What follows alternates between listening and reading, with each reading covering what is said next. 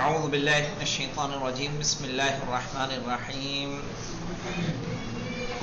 کل ہم نے پڑھا تھا نقوش امامت میں جو مولائے کائنات کی سیرت اور ان کا نقش ہم پڑھ رہے ہیں.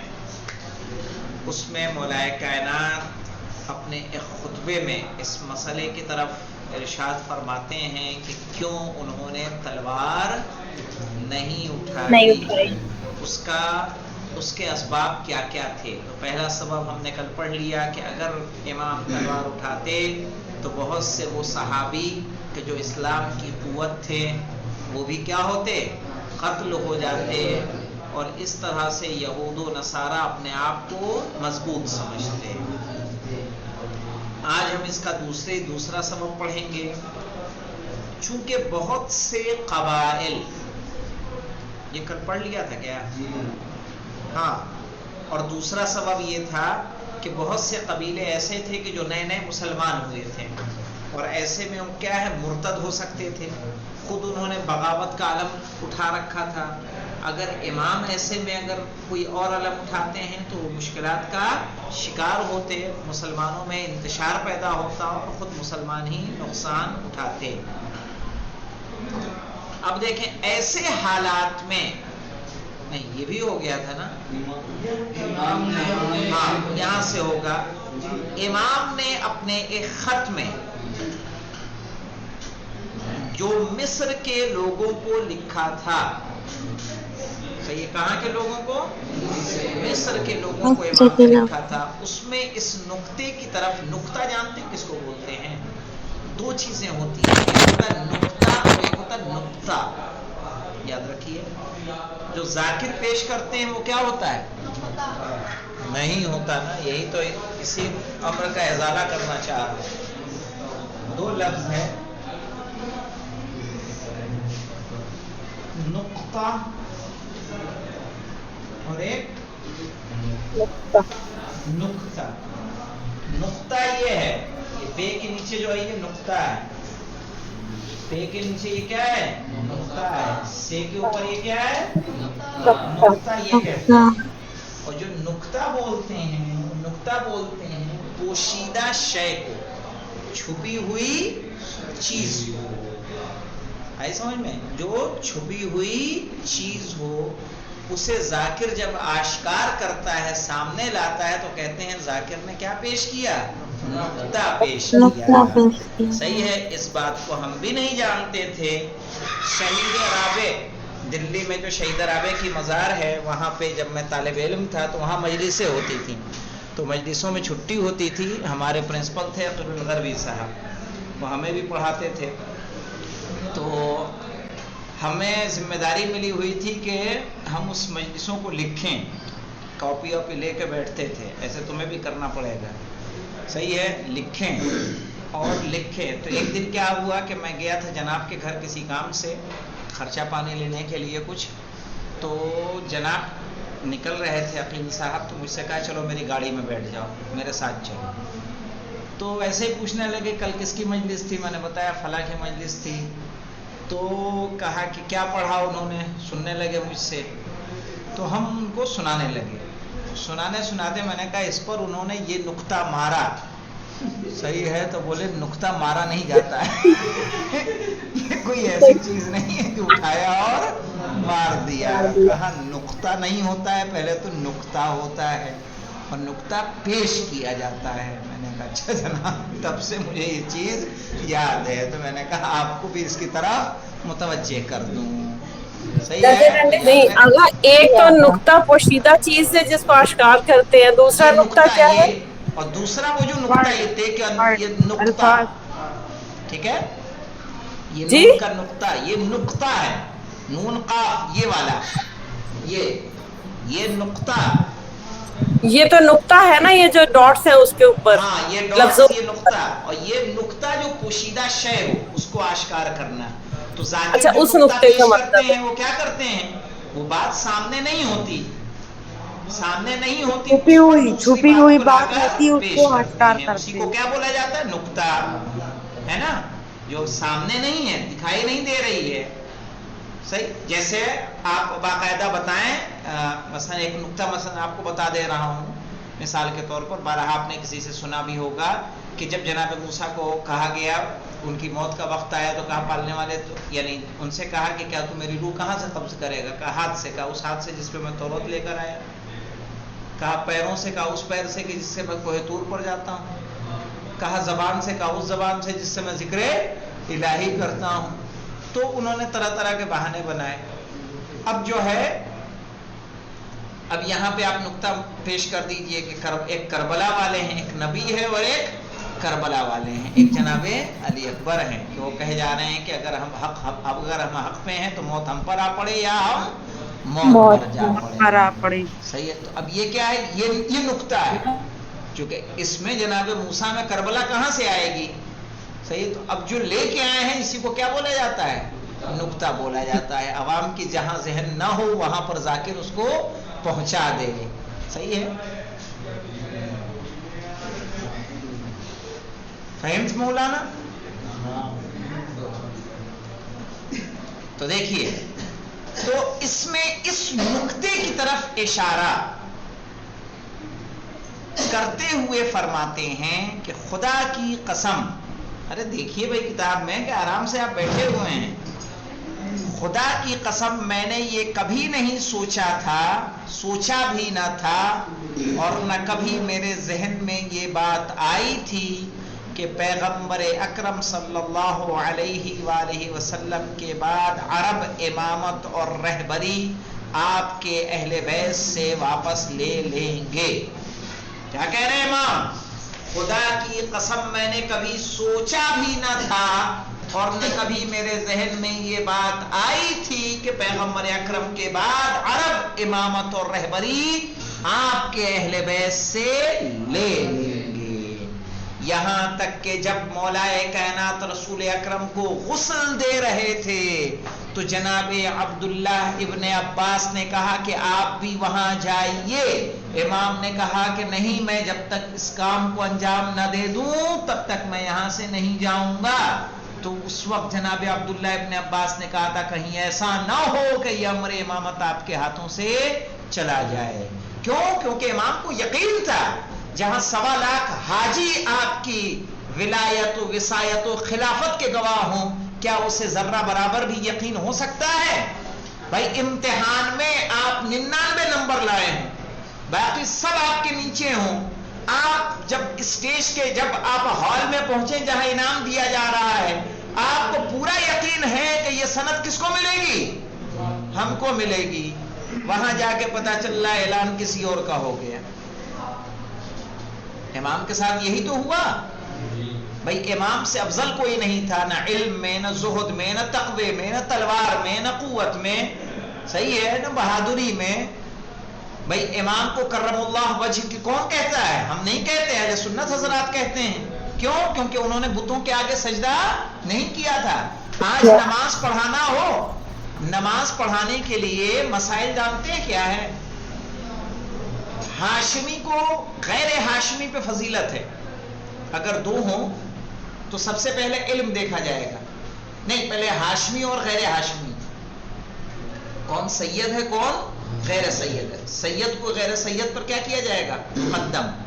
علم دیکھا جائے گا، علم کس کا زیادہ ہے اس کو مقدم کیا جائے گا. علم کے بعد اس کا وہ دیکھا جائے گا، علم کے بعد اس کے چہرے کو دیکھا جائے گا، خوبصورت زیادہ کون ہے، سن کس کا زیادہ ہے، عمر کس کی زیادہ ہے، اس کو مقدم کر دیا جائے. اگر مثلا دو لوگ برابر سن کے ہو جا رہے ہیں یا برابر علم کے ہو جا رہے ہیں، علم دونوں برابر، ایک خوبصورت ہے ایک ذرا اس کا چہرہ ایسا نہیں ہے، افریقی مزاج ہے وہ، صحیح ہے. اب ایسے میں کیا کریں گے کہ جس جو کیا ہو خوبصورت ہو اس کو کیا کریں، دونوں کا علم برابر ہے، دونوں سید ہیں، تو کیا کریں گے؟ جو خوبصورت ہے اس کو مقدم کر دیں گے. اسی طرح سے دونوں خوبصورت ہیں، دونوں سید، دونوں کا علم برابر، دونوں خوبصورت، تو کیا کریں گے؟ جو بزرگ ہوگا اس کو کر دیں گے. دونوں بزرگ ہیں، دونوں ہمسن ہیں، تب کیا کریں گے؟ کہا کہ جو سب سے پہلے مسلمان ہوا ہو اسے کر دیں گے.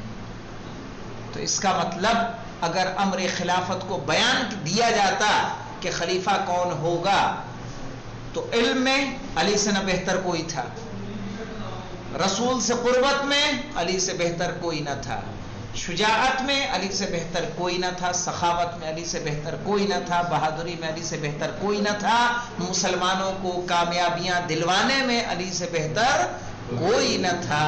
और यहाँ अगर देखा जाएगा सबसे पहला मुसलमान होने वाला, उसमें भी अली से मुकद्दम कोई नहीं था। तो किसको मिलना चाहिए था? मौला अली मुतमईन थे। कहा कसम खुदा, मैं खुदा की कसम मैंने ये कभी सोचा भी ना था और न कभी मेरे ज़हन में ये बात आई थी कि पैगंबर अकरम के बाद अम्र इमामत और रहबरी आपके अहले बैत से वापस ले लेंगे और दूसरी जगह पहुंचा देंगे। और मुझे इस बात का यकीन नहीं आता था, यानी ये अमर ऐसा था कि मौलाए कायनात जल्दी इस बात पे यकीन भी नहीं कर पा रहे थे कि खिलाफत को मुझसे दूर कर देंगे। तनहा वो चीज़ जिसने मुझे गमगीन किया वो लोगों का फला शख्स के पास बैअत की गरज से जमा होना था। कि वो मुसलमान कैसे थे, मुझे ये बताइए। आज के दौर में एक इंसान जिसने 15 से 20 साल पढ़ा हो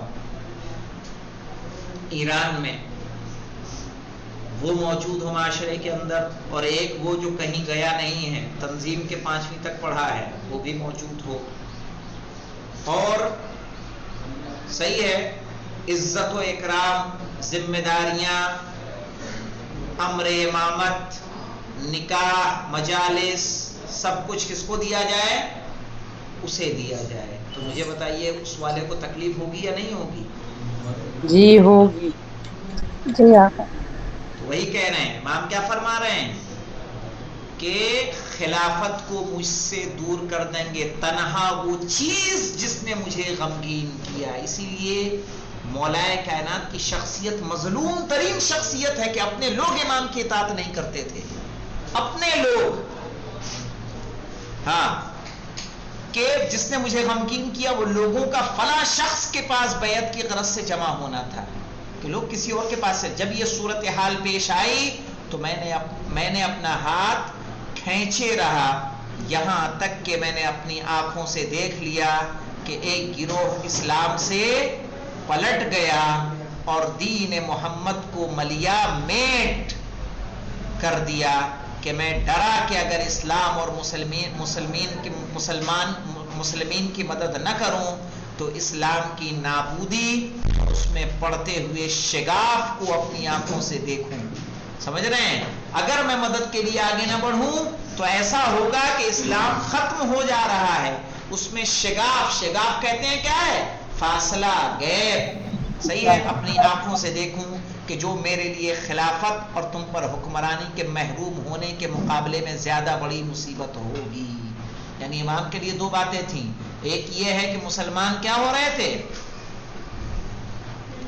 सही है, बेदीन हो रहे थे, बेदीन हो रहे थे, दीन से पलट रहे थे। आप अगर खिलाफत को पढ़ेंगे तो खिलाफत इस तरह से हुई है कि बाद वफात रसूल एक साहब थे जो तलवार लेके नंगी टहल रहे थे। कसम, किसी ने अगर कहा कि वो रसूल इस दुनिया से चले गए तो मैं उसे कत्ल कर दूंगा। रसूल मरे नहीं हैं, अभी वो जिंदा हैं, रसूल का इंतकाल हो चुका है। आखिर कौन सी ऐसी चीज़ थी जिसने उन्हें मजबूर किया कि रसूल को वो क्या करें? जिंदा बताएं। रसूल ने पहले ही हुक्म दे दिया था कि उसामा बिन जैद के लश्कर में सबको जाना है। उसामा बिन जैद जवान थे, उनके सरबराही में सबके लश्कर में शामिल होने का हुक्म दिया। उसके बावजूद हीले से, यहाँ तक कि रसूल ने लानत की है, लान अल्लाहु मन तखल्लफ अन जैश उसामा, खुदा की उस पर लानत हो कि जो जैश उसामा से तखल्लुफ करे, यानी उसमें शिरकत न करे। और उसके बावजूद भी कि जो इस हदीस के उन्वान से मलऊन है, जो जैश उसामा से तखल्लुफ कर रहे हैं, सिवाय मौलाए कायनात को सबको हुक्म दिया था कि सब जैश उसामा में जाएं। वो लश्कर जो मदीने के बाहर क़याम पजीर था, लेकिन उसके बावजूद हीले हवाले से काम लिया गया। अगर ये किस चीज का लश्कर था? یہ لشکر تھا جو عیسائیوں کی جانب سے ایک وہ ہوا تھا جہاں پہ جناب زید شہید ہوئے تھے، زید بن حارثہ، صحیح ہے، وہاں اس جنگ میں شہید ہوئے تھے، غالباً جنگ موتا تھی وہ، جو ان کے منہ بولے بیٹے تھے. جی جی جی جی جی جی، اور ان کے فرزند ہیں جناب اسامہ. تو کچھ لوگوں نے پہلے تو رسول سے اعتراض یہ کیا کہ اسامہ جوان ہیں، ان سے بزرگ افراد موجود ہیں، تو رسول نے کہا کہ جتنے بھی ایک سردار میں خصوصیات ہونی چاہیے تمام کے تمام کس کے اندر موجود ہیں؟ اسامہ کے اندر. چونکہ ان کے والد وہاں شہید ہوئے تھے اس جنگ میں، تو بدلے کے لیے انہی کو سردار بنایا تھا رسول اسلام نے، صحیح ہے. چونکہ زید بن حارثہ بھی اپنے لشکر کے سردار تھے وہ، تو ان کے بیٹے کو یہ سرداری دی گئی تھی اور سب کو حکم دیا گیا تھا. اور رسول یعنی اس میں کئی مصلحتیں شامل تھیں جو سب کو بھیجا جا رہا تھا سوائے مولائے کائنات کے، چونکہ رسول کو بھی علم تھا کہ اگر ان کو نہیں بھیجا جائے گا یہ مدینے میں رہیں گے تو کوئی نہ کوئی خلفشار ضرور کریں گے. چونکہ یہ چند روزہ دنیاوی فائدہ ہے. کون سی دنیاوی فائدہ چند روزہ؟ خلافت. لیکن اگر اسلام نابود ہو جا رہا ہے تو ایسی صورت میں کیا ہوگا؟ جو رسول کا مقصد تھا وہ رسول کا مقصد فوت ہو جائے گا. جو زائل اور ختم ہو جانے والا ہے، کون سا مقصد مولانا؟ دنیاوی فائدہ یعنی خلافت، جو ایک دن ختم ہو جانے والی ہے. جس طریقے سے سراب ختم ہو جاتا ہے، سراب جانتے ہیں کس کو کہتے ہیں؟ جی، جو دور سے چیز نظر آئے لیکن ہو نہ. مثلا جیسے آپ صحرا میں اگر جائیں گے تو وہی ریت دھوپ کی چمک سے آپ کو پانی کے مانند معلوم پانی ہوتی نظر ہے، آتا ہے. ٹھیک ہے نا؟ بالکل. اور جب قریب جائیں گے تو وہ پانی آپ کو کیا ہوگا؟ چونکہ پھر وہ حقیقت میں ریت ریت نظر نظر آنے آئے. لگے گی. صحیح ہے. تو سراب دھوکے کو بھی کہتے ہیں. جس طریقے سے سراب ختم ہو جاتا ہے یا بادل ایک دوسرے سے جدا ہو کر بکھر جاتے ہیں اور وہ بادل برستے نہیں ہیں، لہٰذا میں ڈٹا رہا. نہیں، اگر جب یہ حضرت زید کو شہید کر دیا گیا تو رسول اللہ صلی اللہ علیہ وسلم نے حضرت اسامہ کو کہا کہ آپ اپنی زیر نگرانی لوگوں کو لے کے جائیں، اپنے باپ کا بدلہ لیں. یہی ہوا. جی جی اور جی ان سارے نہیں لوگوں کو کہا تھا لشکر کو تیار کرنے کے لیے خود رسول نے حکم دیا اور جناب اسامہ کو اس کا نگہ وہ بنایا، سردار بنایا، سردار بنایا. اور سب کو حکم دیا کہ جتنے چھوٹے بڑے سب ہیں سب کو جانا ہے. اور باقاعدہ رسول کی حدیث ہے لعن اللہ من تخلف عن جیش اسامہ. صحیح ہے. آج ہم چاہے جس کو جو لقب دے دیں لیکن اس حدیث کے روح سے سب کیا ہیں؟ لعنتی ہوں گے کہ نہیں ہوں گے؟ ہم نہیں کہیں گے. یہ رسول اللہ کی وفات سے پہلے انہوں نے کہا تھا، اس وقت ہونے والی تھی. بالکل بالکل، وفات سے پہلے کی بات ہے یہ. تو یہ لوگ پھر گئے نہیں تھے کہ کہیں فوت نہ ہو جائیں اور ہم پیچھے رہ جائیں. رسول بستر پہ تھے تو یہ لوگ اس وجہ سے نہیں گئے کیونکہ اب رسول کا کچھ پتہ نہیں ہے، کہیں ہم جائیں اور ہمارے پیچھے کوئی ایسا کام نہ ہو جائے کہ جو ہماری آرزو ہے وہ آرزو دھری کی دھری رہ جائے. تو یہ قلم اور کاغذ والا کس وقت پیش آیا تھا؟ یہ بھی اس قلم وقت اور موجود کاغذ والا بھی اسی وقت پیش آیا. دیکھیں اگر یہاں 2-3 کوسچنز ہیں پلیز. لہٰذا میں ڈٹا رہا یہاں تک کہ باطل کا صفایا ہو گیا اور میں نے مضبوطی سے قدم جما لیے. یہ کہاں سے لیا گیا مولانا؟ نہج البلاغہ، تحقیق صبحی صالح، نامہ 2. نامہ 2 یعنی خط نمبر 2. تیسرا دیکھیں مولانا، دین اسلام سے پلٹ جانے والوں کے خطرے کے علاوہ مسیلمہ جانتے ہیں نا، مسیلمہ کذاب، کہ جس نے جھوٹا نبوت کا دعویٰ کیا تھا کہ میں نبی ہوں، اور طلیحہ اور سجاح، یہ تینوں نے کیا کیا تھا؟ نبوت کا دعویٰ کیا تھا. مسیلمہ، طلیحہ اور سجاح جیسے افراد نبوت اور پیغمبری کے دعوے دار بھی سماج میں ظاہر ہو گئے تھے. کیا کہہ رہے ہو؟ ہاں اور بھی ہیں. تو یہ لوگ کیا ہوئے؟ یہ نبوت اور پیغمبری کے دعوے دار بھی سماج میں ظاہر ہو گئے تھے کہ جنہوں نے اپنے ارد گرد طرفدار بھی جمع کر لیے تھے. ان کے طرفدار بھی ہو گئے تھے اور مدینے پر حملہ کرنے کا ارادہ رکھتے تھے کہ جنہیں آخرکار مسلمانوں کی بہت سی زحمتوں، ان کے اتحاد اور باہمی کوششوں کے نتیجے پر شکست کا سامنا کرنا پڑا. اب ایسے میں اگر مولائے کائنات بھی پرچم کو بلند کر لیتے تو مجھے یہ بتائیے کہ کیا عالم ہوتا؟ مسلمان بکھرتے یا سالم رہتے؟ بکھرتے. جی بالکل بکھرتے. چوتھا دیکھیے، رومیوں کے حملے کا خطرہ بھی مسلمانوں کے محاذ کے لیے پریشانی کا سبب بن سکتا تھا.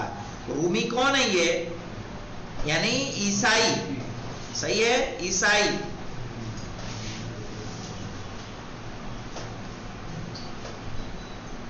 یہ لوگ بھی کیا ہے کہہ رہے ہیں کہ رومیوں کے حملے کا خطرہ بھی مسلمانوں کے محاذ کے لیے پریشانی کا سبب بن سکتا تھا، کیونکہ اس وقت تک مسلمان 3 مرتبہ رومیوں سے جنگ کر چکے تھے. کتنی مرتبہ؟ 3 مرتبہ. اور وہ مسلمانوں کو اپنے لیے ایک واقعی خطرہ سمجھتے تھے اور اسلام کے مرکز پر حملہ کرنے کے لیے موقع کی تلاش میں تھے. ایسی صورتحال میں اگر حضرت علی علیہ السلام مسلح قیام فرماتے، مسلح یعنی اسلحے کے ساتھ اگر قیام فرماتے تو کیا ہوتا؟ اس کا نتیجہ یہ ہوتا کہ مسلمانوں کا داخلی محاذ کمزور ہو جاتا، یعنی اندر سے مسلمان کمزور ہوتے، آپس میں اختلاف ہوتا، ساتھ ہی ساتھ رومیوں کو اس کمزوری سے فائدہ اٹھانے کا بہترین موقع ہاتھ لگ جاتا. مذکورہ نکات کے پیش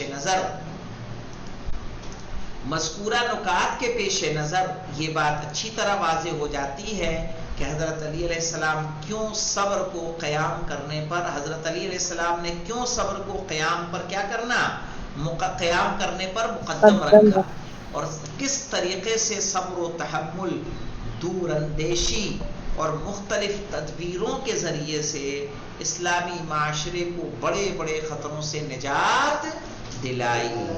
اگر حضرت علی علیہ السلام کو مسلمانوں کے اتحاد کی فکر نہ ہوتی اور ان کے درمیان اختلاف کے پیدا ہو جانے اور ان کے 2 گروہ میں تقسیم ہو جانے کے خطرناک نتائج کا خوف نہ ہوتا تو آپ ہرگز اس بات کی اجازت نہ دیتے کہ مسلمانوں کی رہبری پیغمبر کے برحق اوصیاء اور خلفاء کے ہاتھوں سے نکل کر دوسروں کے ہتھے چڑھ جائے.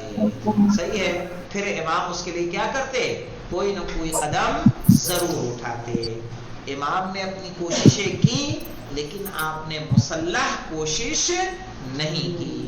شہزادی کونین نے کوشش کی لیکن کبھی اسلحہ نہیں اٹھایا کیونکہ اس کے نتائج خطرناک ہو سکتے تھے، مسلمانوں میں اختلافات پیدا ہو سکتے تھے.